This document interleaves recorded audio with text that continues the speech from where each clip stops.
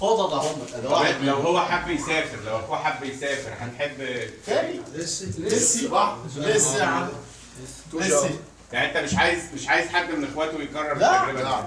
والله لو هشحت لو اخد شوال كده عمال شوال عكيك فيه وامشيه اوكلهم بيه البحر اتمنع بقى خلاص الله ينتقم منهم.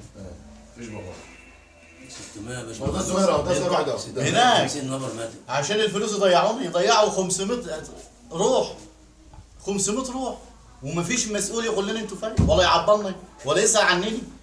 المحافظ بتاعنا قاعد مالوش شغلك اللي يتكلم على الفاضي وعلى المليان، والله مالوش شغلي اللي يتكلم على الفاضي. والله امبارح كانوا والقوات المسلحه القوات المسلحه بقى انا عايزك بس تقول لي بشكل واضح، انتوا ابنك اتصل بيك وقال لك ان المركب بيغرق، أيوة. وانتوا كلمتوا المسؤولين ومحدش والله ما حد عبرنا. قولها لي بقى، قولها لي تاني كده بوضوح يعني. ابني اتصل علي الساعه 5:30.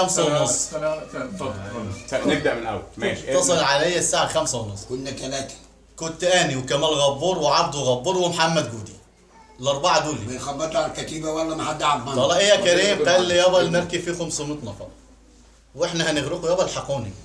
طلعنا جري على الجيش، ما قدمناش الا الجيش.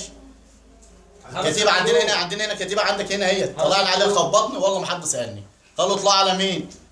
على البرولز. طلعني رايت قابلني قال انا هتصل دلوقتي هطلع كام مركب ولا كل ده حصل مننا حاجه.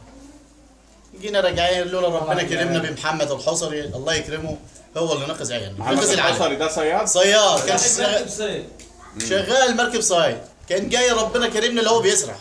ايه يا محمد؟ قلت له يا محمد يا كريم ابني كلمني وبيقول لي احنا بنغرقه واحنا عدال البغاث الساوي. رجع لهم قال لي طب طلع مركبين 3 يدوروا معايا.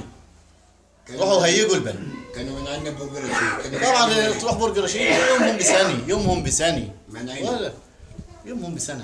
اتصلت على محمد عباسي دي الساعه 5:30. ومين اللي طلع ابنك بقى من المراكب الصيادين بتوعني بتوع اهل بلدني. صيادين الاهالي. واهل بلدنا اللي مطلعين العالم ديت خلي بالك. اهل بلدنا والله كلها اللي مطلعين العالم. ولولا اهل بلدني يعني اللي طلع حي هو له شربة ماء على الدنيا والسبب ابن بلده. كان مات برضه مفيش انقاذ ابدا. مفيش انقاذ ولا حد مساعد. الناس بتاعت عندنا الصيادين حسبنا الله ونعم الوكيل فيه. الاهالي اصحاب ضيعوا عيالي. طب انت عندك صورة لابنك؟ ايوه عندي. طب عايز اشوف. تمام. احنا عايزين يعني عايز اعرف يعني دلوقتي مفيش شغل هنا. ثانية بس هو بس عشان يسجل. مفيش حاجه.